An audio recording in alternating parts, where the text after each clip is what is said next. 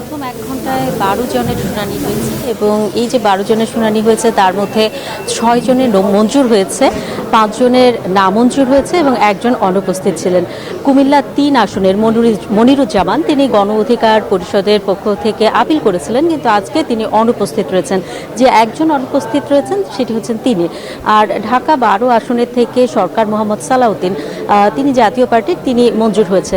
তো এছাড়াও আর স্বতন্ত্রই আসলে বেশি ছিল যারা নামঞ্জুর হয়েছেন এবং বেশিরভাগই দেখা গেছে যে হয় ঋণ খেলাপি অথবা যে সময়ের মধ্যে ঋণটি পরিশোধ করার কথা ছিল সেই সময় ঋণ পরিশোধ করেনি এবং ১% ভোটারের যে স্বাক্ষর দেওয়ার কথা সেই ১% ভোটারের স্বাক্ষর দেখাতে পারেনি, এরকম কারণেই আসলে নামঞ্জুর হয়েছে।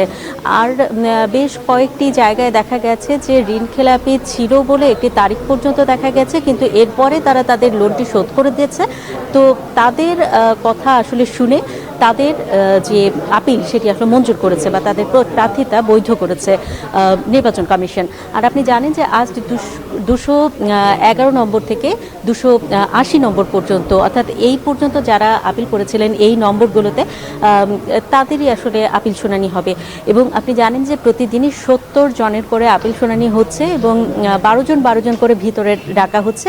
আর এই মুহূর্তে যেটি চলছে সেটি হচ্ছে বিরতি, অর্থাৎ প্রথম ১২ জনের যে আপিল শুনানি সেটি শেষ করার পরে নির্বাচন কমিশন ১৫ মিনিটের মতো বিরতিতে গেছে এবং এরপরে পরের যে ১২ জন রয়েছে সেই ১২ জনের আসলে শুনানি হবে। এই ছিল আমার কাছে এখান থেকে সর্বশেষ খবর।